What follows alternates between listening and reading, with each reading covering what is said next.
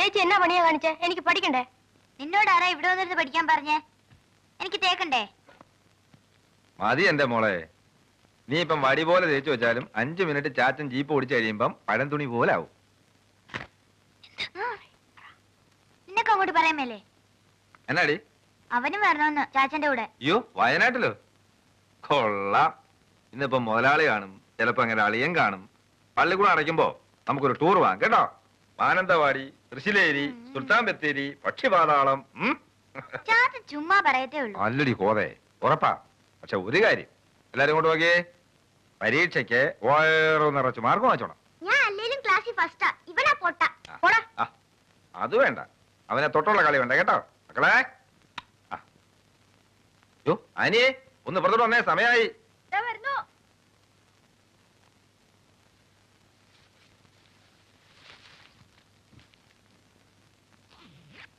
അടയ്ക്കില്ലേ?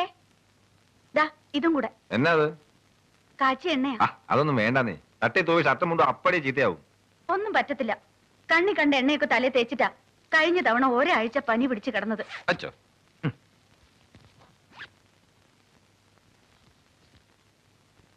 Johnny, 2-3 ദിവസം Johnny ഇല്ലല്ലോ എന്ന് ഓർക്കുമ്പോ. ഇപ്പൊ ആദ്യമായിട്ടൊന്നും അല്ലല്ലോ. മുമ്പത്തെ പോലല്ല ജോണി. എനിക്ക് വല്ലാത്തൊരു പേടി. ആ കേശവന്റെ കാര്യം ഓർത്തിട്ടെ. അവന്റെ ആപ്പീസ് ഞാൻ പൂട്ടിച്ചില്ലേ, ഇനി അവൻ ഈ ഭാഗത്ത് കാലൂത്തിയല്ല. ഞാൻ ദൂരയാത്ര പോവാന്ന് ആരോടും പറയണ്ട, പിള്ളാരോടും പറഞ്ഞേര് കേട്ടോ. പിന്നെ ഞങ്ങളാരും ചോദിക്കാനും പറയാനും ഇല്ലാന്ന് വിചാരിച്ചിട്ട് കണ്ടമാനം കുടിക്കരുത്. അയ്യോ, കുടിക്കാനോ? മുതലാളി കൂടെയുള്ളപ്പോഴോ? നല്ല കൂത്തായി. 10 കിലോമീറ്റർ ദൂരം ഉണ്ടെങ്കിൽ മുതലാളി മണം പിടിക്കും. നിന്റെ മൂക്കൊക്കെ എന്തോന്ന് മൂക്ക്. ഇല്ല മോളെ, ഞാൻ സൂക്ഷിച്ചോളാം. ജീരവെള്ളം മക്കളെ.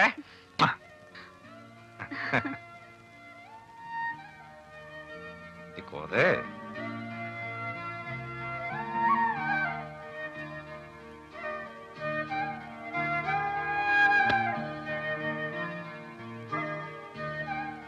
മക്കളെ, ചാച്ചന് ടാറ്റ പറ.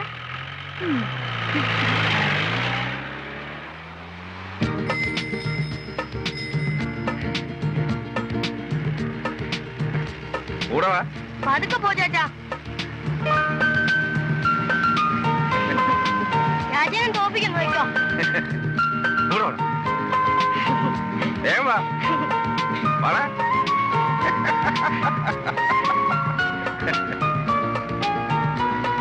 ഇനി മക്കളെ തിരിച്ചു വയ്ക്കോ കേട്ടോ.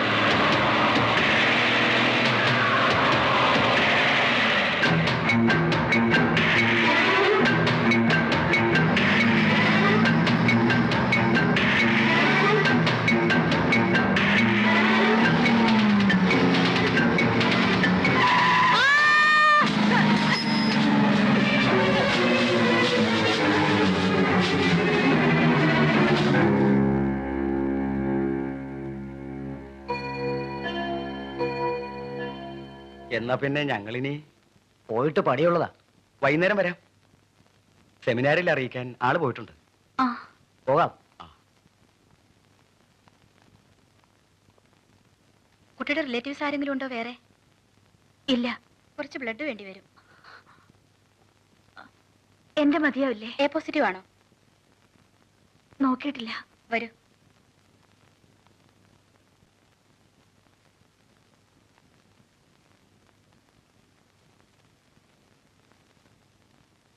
മോനെങ്ങനെ?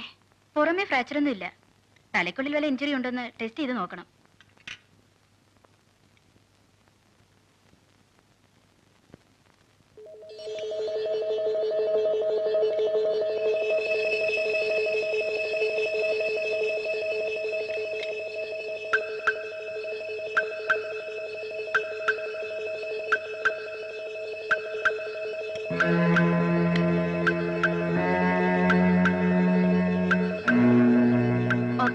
എ പോസിറ്റീവ് ആണ്. കുറച്ചുകൂടി ബ്ലഡ് എടുക്കണം. ഒന്നുകൂടി ടെസ്റ്റ് ചെയ്യാനാ.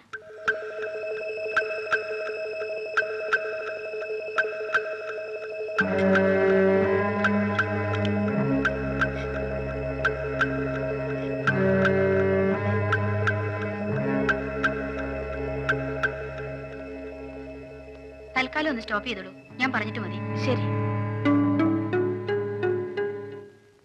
ആരാണ് ഈ ആനി? കുട്ടിയുടെ അമ്മയാണ്. ആ, ഏതായാലും എമർജൻസി അല്ലല്ലോ. ബ്ലഡ് പുറമേ നിന്ന് അറേഞ്ച് ചെയ്യാൻ പറയും. ശരി. സിസ്റ്റർ,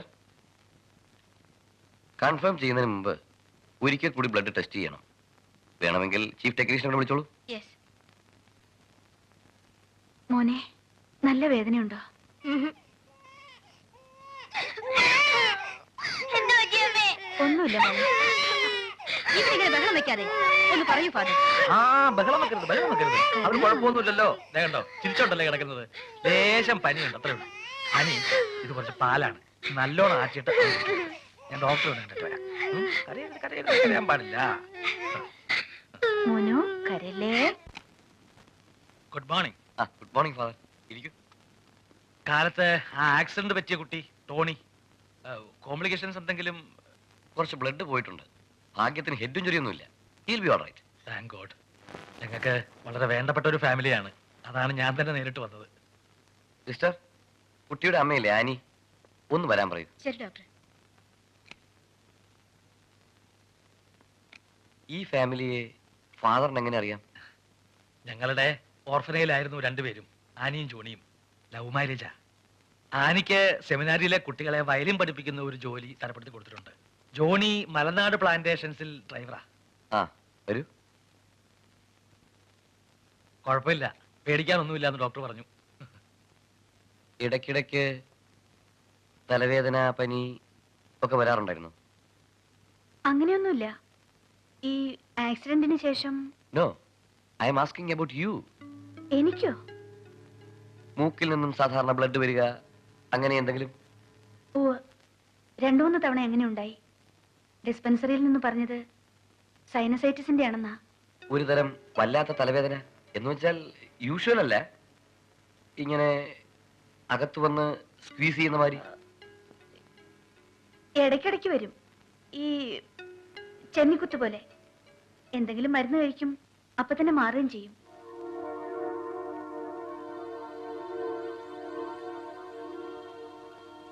എന്താ ഡോക്ടറെ? ഒന്നുമില്ല. മിസ്സിസ് സാനി ഒരു 5 മിനിറ്റ് പുറത്തിരിക്കുമോ?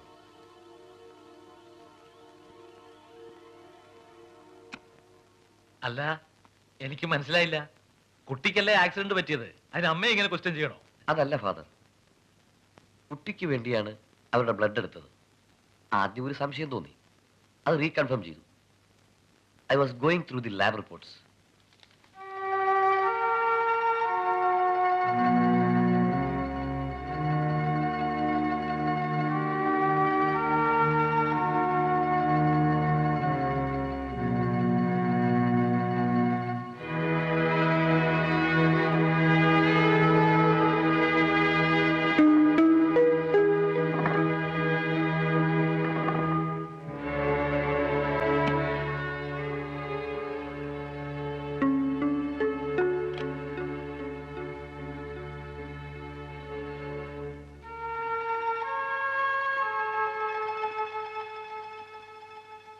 ഫാദർ, ഡോക്ടർ എന്താ പറഞ്ഞത്?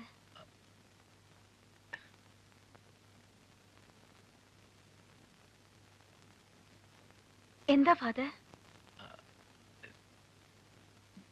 ജോണി എന്ന് വരും. 2 ദിവസം കഴിയും. എന്താ?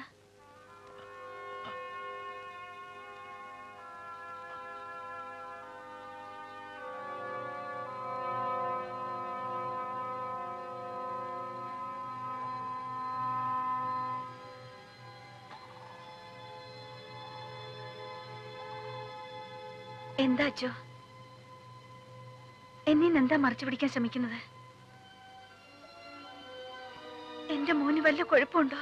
ഏയ്, he is all right. പിന്നെ പിന്നെ ഡോക്ടർ എന്താ പറഞ്ഞത്? ആനി ഏതായാലും കുറച്ച് റെസ്റ്റ് ചെയ്യണം. ഞാനോ? എന്തിന്? എനിക്ക് അങ്ങനെ അസുഖമൊന്നുമില്ലല്ലോ. അങ്ങനെയല്ല, ഈ ഡോക്ടർമാര് പറയുന്നത് അങ്ങനെ എപ്പോഴും ശരിയായിക്കൊള്ളണമെന്നില്ല. നമുക്ക് കുറച്ചുകൂടെ ബെറ്റർ അഡ്വൈസ് ചോദിക്കാം. എനിക്കൊന്നും മനസ്സിലാവുന്നില്ല. എന്തായാലും എന്നോട് തുറന്നു പറയണം. ഈ പ്രായത്തിൽ ഒരുപാട് അനുഭവിച്ചവളാ ഞാൻ. എന്തും താങ്ങാനുള്ള മനക്കരുത്ത് എനിക്കുണ്ട്. എന്താച്ചോ?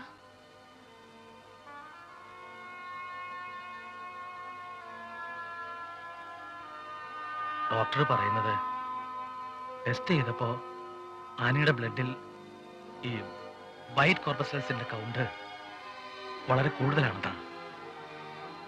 അതിന് മരുന്ന് കഴിച്ചാൽ മാറില്ലേ? മരുന്ന് കഴിച്ചാൽ കുറച്ച് പഴകിപ്പോയത് കൊണ്ട്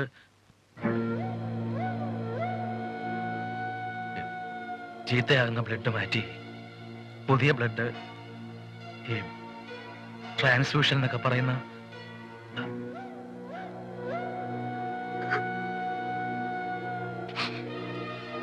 അതല്ലാതെ വേറൊന്നും ചെയ്യാനില്ലെന്നാ ഡോക്ടർ പറയുന്നത്. എന്റെ കർത്താവേ. ആനി, തളർന്നു പോകരുത്. മനസ്സിന്റെ ശക്തി ചോർന്നു പോകാൻ സമ്മതിക്കരുത്. ആയുസ് നീട്ടിക്കിട്ടാൻ നമുക്ക് ദൈവത്തോട് പ്രാർത്ഥിക്കാം.